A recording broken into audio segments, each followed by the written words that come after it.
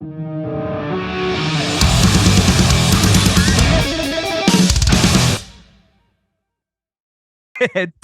I will say it is really good to talk to you again. The last time we spoke was in 2020, the fateful year that Oh well, there everything we go. Yeah. happened. Dude, how you been anyway, man? Well, since then, uh, three very eventful years, I would say. So I've been a lot of things, good and bad. But of course, the big thing being that we did Dance Devil Dance, uh, spent again the plague period doing that very Mm, consciously, staving away from or making sure to have a mindset where the even though our worlds shrunk, try to make something where we maintained artistically maintained, try to keeping our worlds big, our inner worlds, and the outcome of that is that we are doing better than ever with an album that we have released independently by ourselves, yeah. and doing that whole thing. And it's been it's been a very good time to be an Avatar since we spoke last time, for sure. Things seem to have been just up and up for you guys. And how's it being free agents, obviously, self-releasing the album and stuff like that? Was that sort of bit nerve-wracking, going out there and obviously you've got um distribution and stuff, but that's Yeah, yeah, yeah. you know, how was that whole experience, going out on your own? Only good, really. Like the nerve-wrackingness of doing it by ourselves. I think we have logically built, because doing it by ourselves is still with our management and Yeah.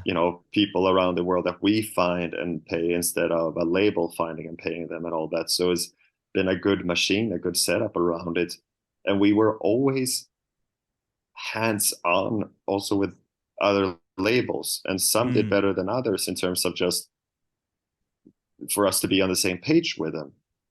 With but now we got to do it exactly how we wanted and we believed in it. So maybe it's hubris, but it's just been that part was really pleasurable for me, honestly. And as far as liking like the normal nerve-wrackiness that could be potentially be there, as far as just putting out new music, I have this thing mentally that I do with every album. There are two release dates, and one is very metaphysical. There's mm. that literal meaning of the word release, to let go of something. Around the time when you listen to the final master and listen from the album start to finish, that last time before you say, okay, it's done. Around the same time, I always remind myself that people who get it will get it, people who don't won't, and that's fine. We made something that we can live with and will enjoy listening to for the rest of our lives. And that's all that matters, because you can never fully control if something Mm. turns out awful in the ears of others. So you just have to accept that that is something out of your control.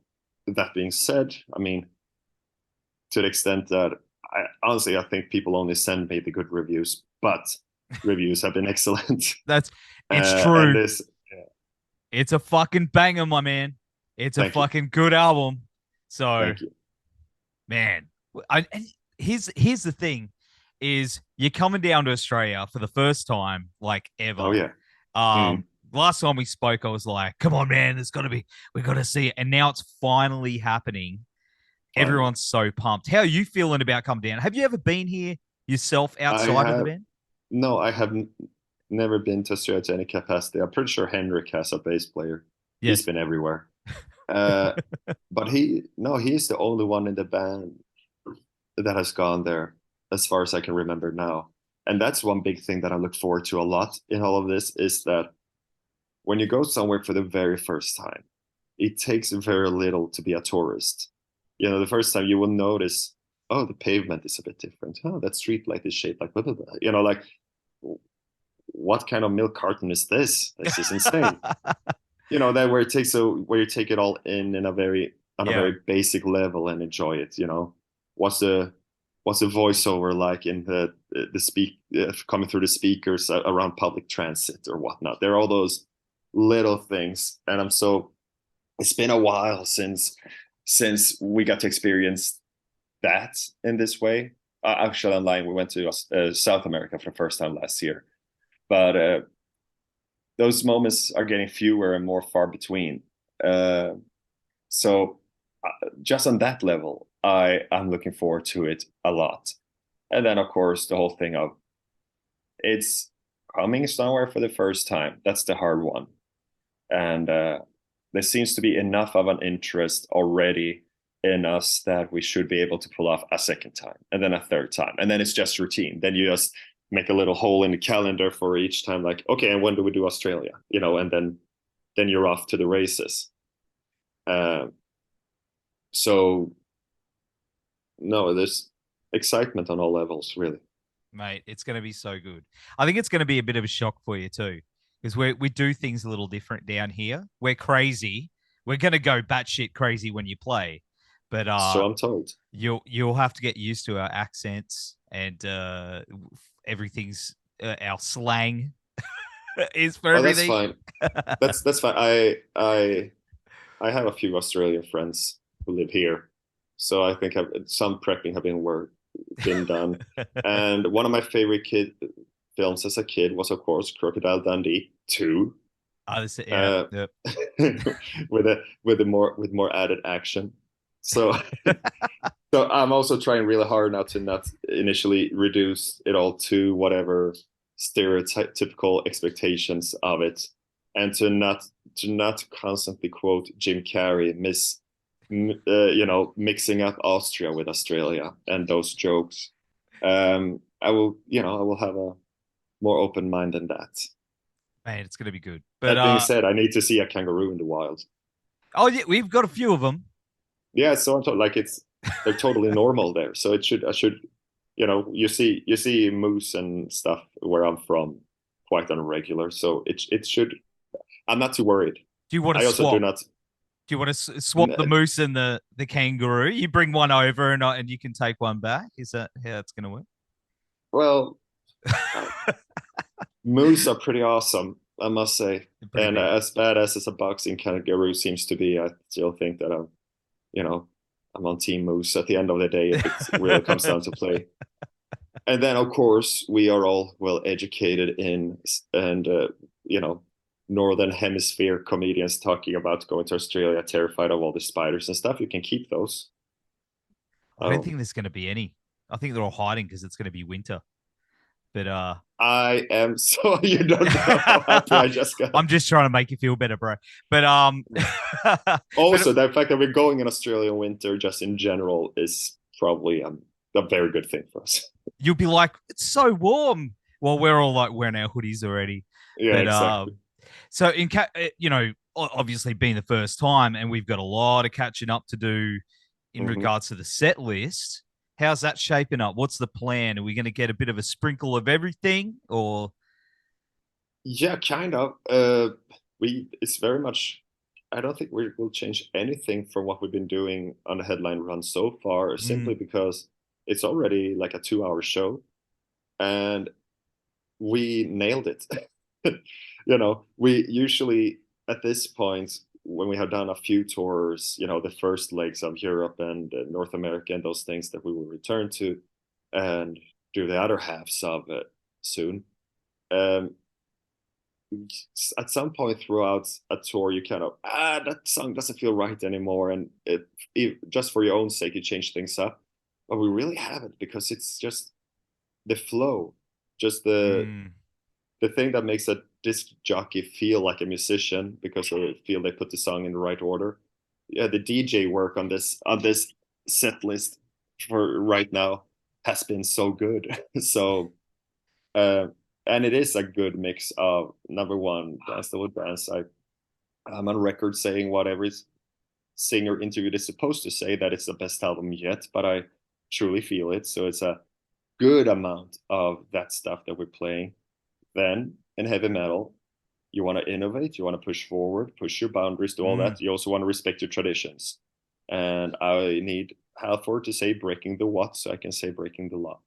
Uh, so we do those, our breaking the laws, and then you have a couple of those things that you only get to play every third year or so for each period, and then Yeah. that needs to be switched out and find those deeper cuts or things. Basically, I think you have those songs that is for everyone, truly, that seems to carry a similar meaning to everyone in the audience.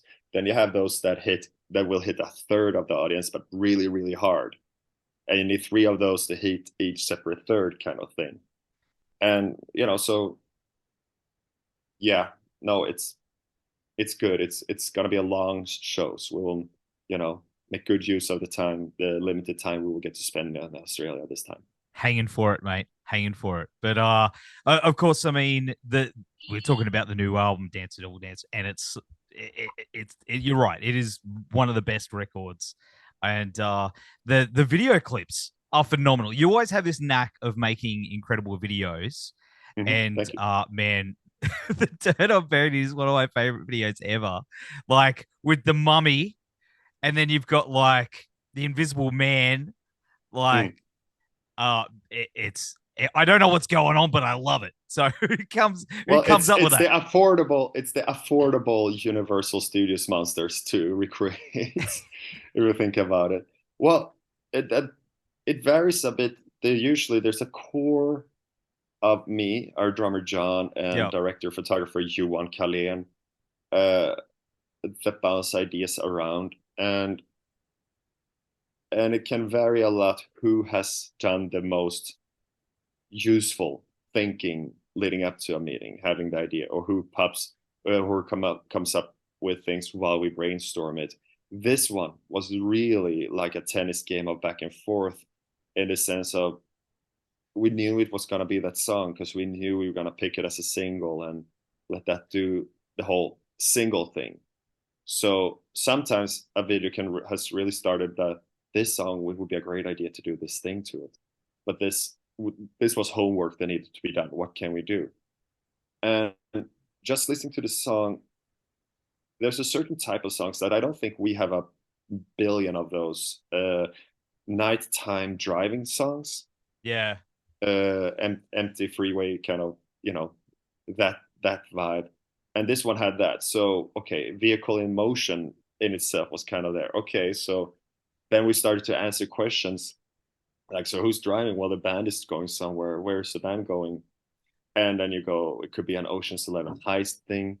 It could be a, you know, Bonnie and Clyde, or Escape from this or that, or maybe we're just a band. We're on tour. Yeah, okay, but what kind of tour is it in this world of this video? And there you get, and then it becomes a bit more pathetic and small and desolate. So we do that. Okay, so we're on tour and we have this weird building we can rent and do the performance in. Cool. Okay, what else? Well, what about the audience? Do we meet anyone on the way? Is it challenging to get to the show? And we start to answer those questions and bouncing around. Maybe, excuse me, maybe they would be fable creatures. Maybe they would be this or that. And yeah, at some point the Universal Studio monsters came up, so good. so Frankenstein's monsters and the creature from the Black Lagoon, I think it's called, right? Those, Yeah, yeah, yeah, yeah, yeah, uh, yep. and then you look at your budget and like, toilet paper, mummy, invisible. That doesn't take care. You just shake the camera, and then that guy has werewolf masks, sweet, and you fill it in kind of like that. We're going through that at the moment by Ben. We're like, how can we do this on a non-existent budget but still look at, Mm. we ordered some masks online and it didn't come out the way we wanted. So we've got to go back Yes, to the risky. drawing board, but we got time. We got time. But Yeah, we yeah. had a situation like that actually. Chimp Mosh Pit, the last one Oh we did for yeah. this album. That idea all came together because we had another funny idea that would lean in more to the name of the song, the chimp theme, and that we would perform and slowly turn into kind of like a werewolf transition, slowly turn into to monkeys and wear monkey suits at the end while performing and perform more ape-like.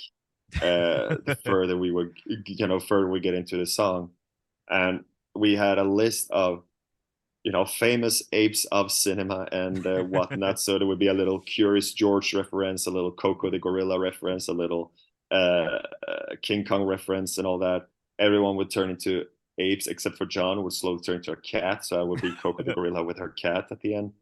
Uh, so there was this whole thing, and it was hysterical. And then we couldn't source the outfits in a satisfying manner, and then back to the drawing board. And I'm really happy with what we ended up with. It's a good And one. but it's just, yeah, sometimes you go really far, and then you just have to let go of something, and that's heavy.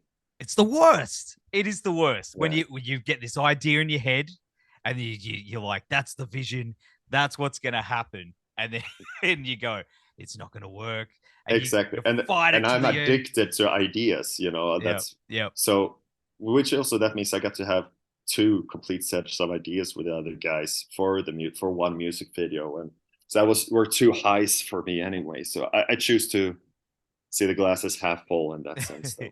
It's a good way of doing it. It's a good way of doing it. But of course, I mean, what's coming up next for you guys? You got there's going to be a big year ahead. You've got Australia, and what else? Oh, the extensive touring continues well into next year.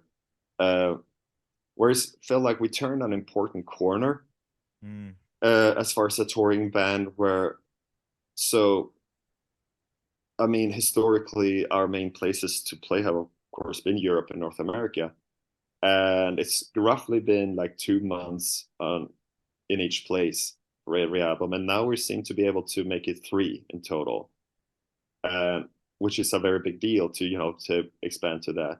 And combine that now with that, we finally will start building a real relationship with you guys. Last year we also got to peek through the door going to South America for the first time. So it's just more of all the good things, which will keep us on the road a bit longer um, than on past albums, which of course was always the ambition. And at the same time, I don't know, I think my folder of well, we have two folders. One folder has hundreds of ideas, but the kind of folder that you move things over with, where they start to kind of collaborate on things, I think there are already four, four, four audio files in there, so to speak. But the nice thing, like, is this very pleasure part now, where you just get to gather snippets of ideas and come up with riffs and all that, and it's not really cutthroat yet. And that's an awesome feeling, because half a half a song, the early stages of a song, when the song is as much a promise of a song than an actual tune, uh, every song is the best song ever made until it's done, and you see what it yeah. actually came out with. So right now, my life is full of the best work I've ever done. Then then comes a hard part to actually bring it all home and make it full-fledged things. No, so it's a nice period with all this stuff going on. Exciting times, man. It's always Oh yeah, exciting, and dude, we can't wait to see you guys down here. Like, I've got we it can't wait to come. on my calendar at home with a big circle, Brisbane. Let's go, mate. Thank you so much for hanging out on the show again. And if I Our see absolute you, pleasure. you're Thank you. gonna get a big hug because I love you. Absolutely. You're a good dude. All Oh, right. likewise, man. Thank you so much for your time. Thank you, And yeah, brother. see you in Australia. See you soon. Take care. Bye, man.